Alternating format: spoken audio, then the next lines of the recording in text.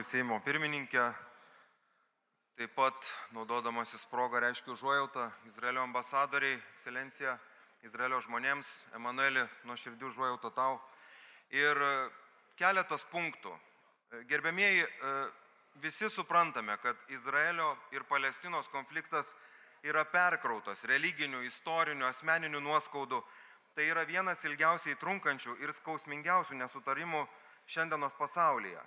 Tačiau neturime leistis į bereikalingas dvejones dabar, kai, kaip Emanuelis teisingai papasakojo, buvo žudomos, prievartaujamos moteris, buvo šeimos tiesiog atskirtos ir dalis su vaikais išvežtos į Palestiną, į Gazos ruožą, neaišku, koks jų likimas, kai buvo tiesiog įvykdytas terorizmo aktas.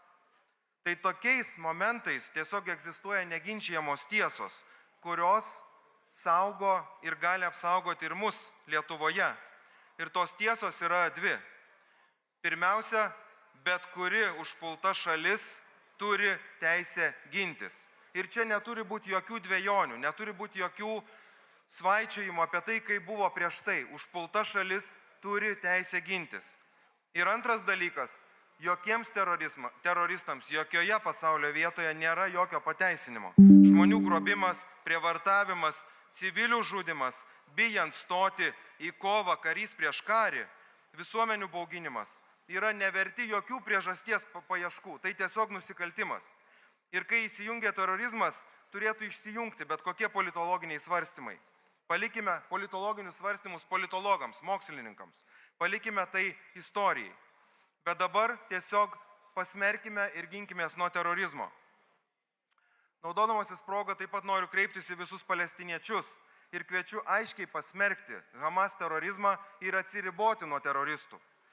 Geopolitiškai visiškai sutinku su rezoliucijos tekstu ir Irano pasmerkimu, nes ir Ukrainoje, ir Izraelyje mes matome panaudotus Irano ginklus.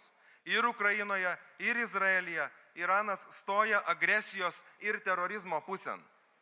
Dabar dėl Ukrainos, gerbiamieji, taip, mes turime labai jautrų požiūrį į Ukrainą, kuri irgi kenčia, kurioje irgi prievartaujamos moteris, kurioje irgi yra terorizmo, bet patys ukrainiečiai visiškai remia Izraelį, patys ukrainiečiai nekelia jokių dilemų, ką remti labiau, ką vakarai remia labiau. Tai gal ir palikime tą klausimą čia. Tiesiog šiuo metu kraujuoja ir Ukraina, ir Izraelis. Šiuo metu paramos reikia ir ten, ir aš tikiu, kad mūsų sąjungininkai žino, ką ir kiek reikia daryti. Mūsų diplomatai turi dėti visas pastangas Jungtinėse tautose ir Europos Sąjungoje, kad konfliktas kuo greičiau būtų išspręstas, o Hamas palaikantis režimai sulauktų griežto pasmerkimo ir sankcijų. Taip pat, manau, reikia raginti padidinti saugumą ir už Izraelio ribų, kad terorizmo banga nenusiristų per Europą ar kitas teritorijas, ką jau esame matę. Ir galiausiai raginu mūsų vyriausybės krizių centrą dėti visas pastangas, kad Lietuvos piliečiai, kurie yra užstrigę Izraelyje, būtų kuo greičiau saugiai ir nemokamai pargabenti namo. Ačiū.